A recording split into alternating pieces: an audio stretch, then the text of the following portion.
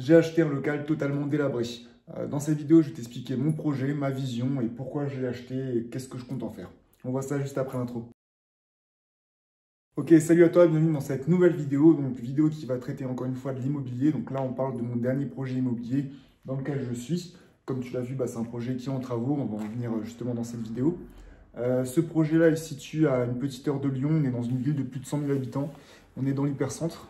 Pour te présenter directement le projet, je vais te faire un petit tour après ou pendant, je vais te mettre des inserts. Donc, juste derrière cette séparation-là, on va avoir un local commercial que je suis en train de transformer. On a la rue qui mène à 35 mètres sur l'hypercentre de la ville. Donc, on a le centre-ville avec les deux pharmacies, 3 tabacs, les restaurants, etc. Donc l'emplacement est excellent, on est vraiment dans l'hypercentre. Dans la partie dans laquelle je suis, là on a du coup une grande pièce de 30 mètres carrés avec une petite arrière salle, enfin une petite chambre. Comme tu l'as compris, l'emplacement déjà m'a beaucoup donné envie. Enfin, on va dire l'emplacement c'est super important et notamment dans ce projet-là, c'est un emplacement phare. Donc j'étais pas spécialement inquiet sur la demande locative, on va dire, et sur ce que j'aurais pu en faire. De plus, qu'est-ce que je peux en faire? Justement, je vais te mettre les plans directement là. Mais ce local m'a vite intéressé en fait, car au-delà de son prix, dont je vais te parler juste après, on avait une configuration qui était méga intéressante et qui était parfaite pour une division. On avait une entrée qui est juste là et une entrée qui est juste derrière à la chambre. Donc quand j'ai vu ça, directement, je me suis dit, ok, on cut en deux, on fait un local commercial devant, un appartement derrière, et en plus, je vais te le montrer par la suite, j'ai acheté également une sorte de petit box dans le parking de la copropriété, qui est également en hypercentre, que j'ai bien acheté et qui peut se louer également facilement. Alors ce projet, comment je l'ai découvert? Donc je l'ai trouvé sur le Bon Coin, j'étais vif. Il avait été mis le jeudi, le samedi j'étais déjà sur place à faire une offre au prix. Le prix, je ne vais pas spécialement pouvoir te le donner maintenant parce que tu vas comprendre au fur et à mesure de cette vidéo. Mais sache que je l'ai eu à un prix mais vraiment, vraiment très intéressant. Pour tout dire, je l'ai même acheté cash. J'ai pas fait de crédit immobilier dessus. J'ai mes parents qui m'ont prêté un petit peu d'argent. Moi, j'ai mis de l'apport et j'ai également fait un petit crédit à la consommation que j'ai fait passer sous un crédit voiture. Donc voilà. Donc honnêtement, ce local, il me revient à rien du tout.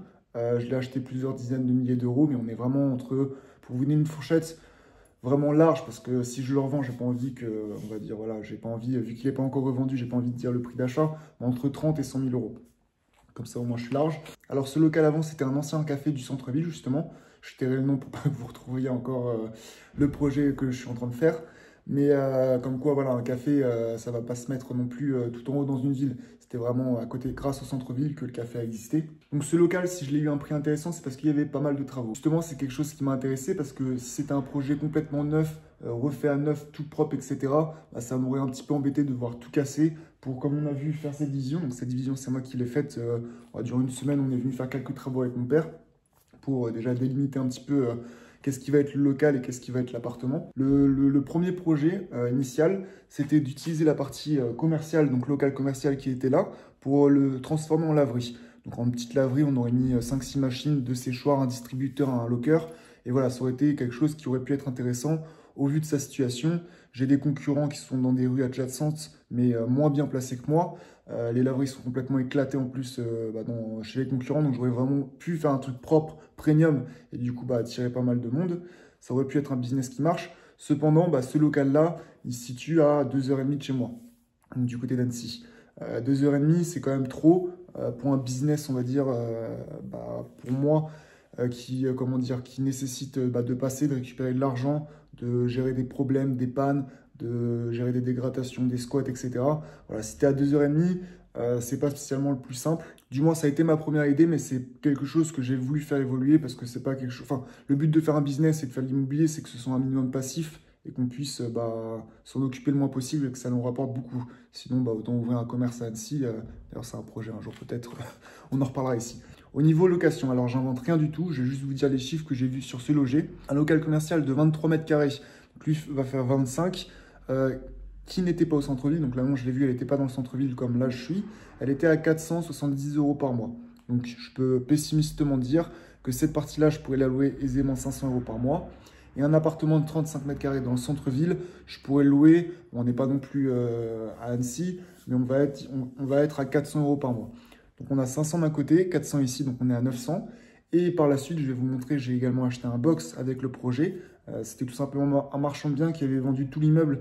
Il lui restait ce projet qui traînait un peu dans ses pas, donc je l'ai repris directement avec le box. On a trouvé un arrangement dessus. D'ailleurs, je n'ai pas négocié parce que je pense que quand les projets peuvent être intéressants, il ne faut pas négocier parce que c'est comme ça qu'on peut les rater. Donc voilà, vous avez compris les calculs. Je suis à peu près à 1000 € de revenus par mois, donc 500 pour le local, 400 pour l'appartement et ouais, 60-70 € par mois pour la place, sachant qu'on est en centre-ville, tous les parkings sont payants. La place est couverte, privée et dans une copro fermée par un garage. Donc c'est quelque chose forcément qui pourrait se faire. Cependant, c'est là justement que avec l'expérience, le temps et les projets que je fais, je comprends des choses.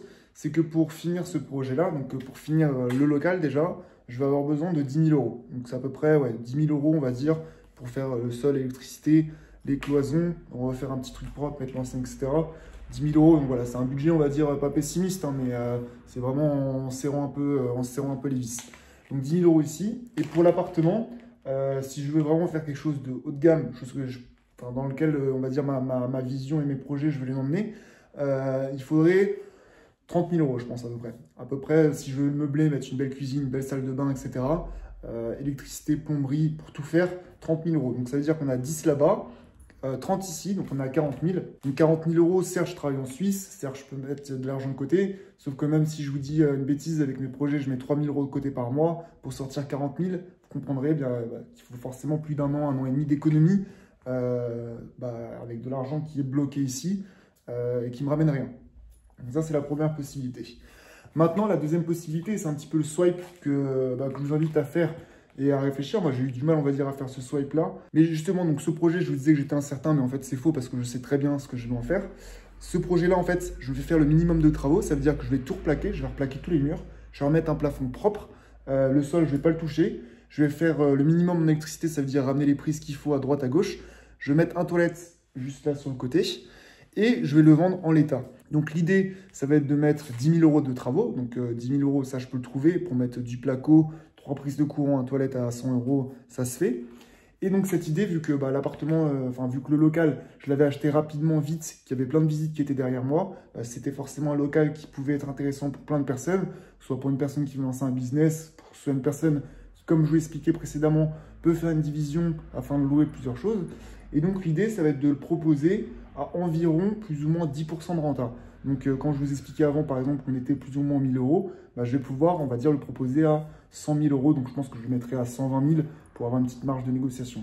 Donc ça veut dire que le projet, mon nouveau projet que je vous représente, c'est tout simplement un achat-revente. Donc l'idée, ça va être de faire quelque chose de minime, mais d'impactant. On va dire c'est un peu les 80-20. Quels sont les 20% de travaux qui vont apporter 80% d'embellissement? Donc ça va être de mettre un placo, mettre une petite peinture légère, etc. Voilà, ça va vraiment être des petits détails, on va dire, pour qu'une personne, un couple, un investisseur rentre dans le local, ils disent, ah tiens, c'est propre, etc. Bon, ok, il y a un petit peu de travaux, je vais peut-être refermer ici, je vais peut-être mettre une porte là. Enfin voilà, peu importe, mais le but, c'est qu'ils ne se disent pas, ouais, là, il y a de la pierre, là, il y a des gravats, là, il y a ci, là, c'est pas propre, etc. Ça, forcément, je vais perdre en plus-value, je vais perdre en valeur ajoutée par rapport au local. Pourquoi vendre? Donc, sans trop m'avancer, vu que le projet n'est pas encore fini, vendu, je vais pouvoir récupérer entre 30 et 50 000 € net dans ma poche après la vente, si j'arrive à le vendre, on va dire, comme je le veux, après travaux. Ces 50 000 €, qu'est-ce que je vais faire? Je vais tout simplement les prendre, les injecter dans un projet, par exemple, à 300-400 000, projet qui sera plus proche de chez moi, vers Annecy. Dans tous les cas, si vous suivez un petit peu les projets, je suis en train de développer mon parc, c'est l'idée, je développe mon parc immobilier maintenant, du côté de la Haute-Savoie par intérêt.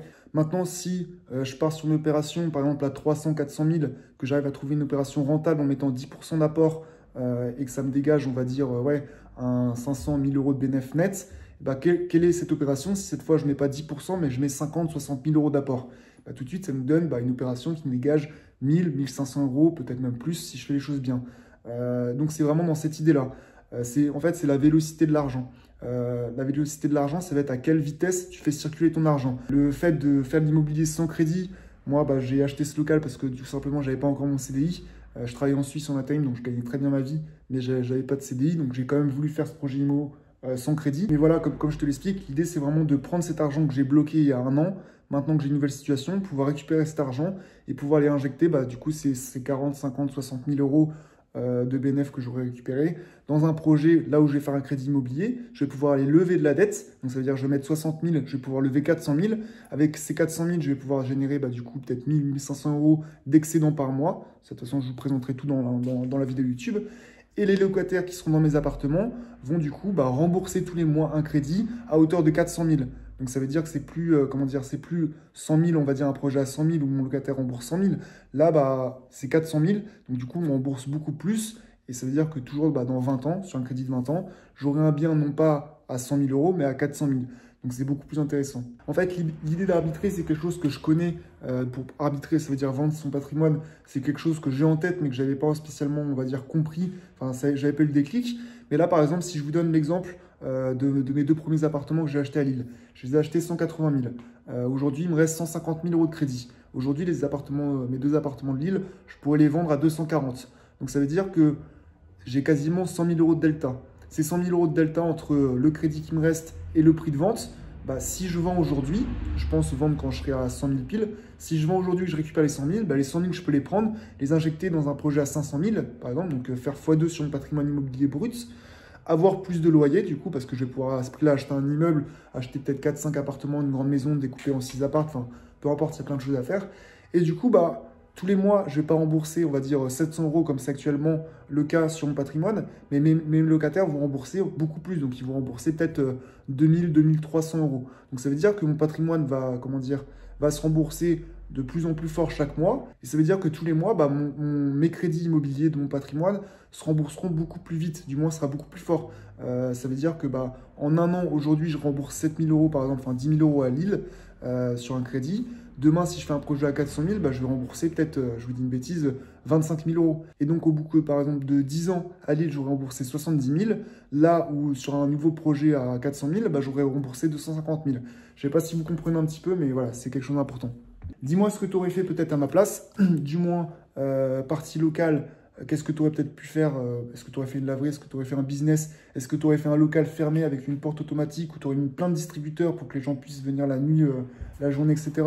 Est-ce que tu aurais fait, je sais pas, dans cet appartement, est-ce que tu aurais transformé en love room? Oui, parce que j'y ai pensé également à faire un Airbnb atypique ici, peut-être une love room ou une cinéma, je sais plus comment on appelle ça, mais un Airbnb cinéma avec un grand vidéoprojecteur, des machines à popcorn, des trucs comme ça, voilà, faire une expérience qu'on peut louer 100 euros la nuit. Enfin, il y avait plein de possibilités en fait, il y a plein de possibilités. Comme la petite pièce là, j'aurais pu la fermer, la vendre en espace de stockage. En tout cas, je sais que tu as peut-être un œil différent du mien, un œil investisseur, ou du moins tu as une vision différente. N'hésite pas à me dire ce que tu aurais fait dans les commentaires. Je te dis à très vite pour une prochaine vidéo. C'était Jules, ciao.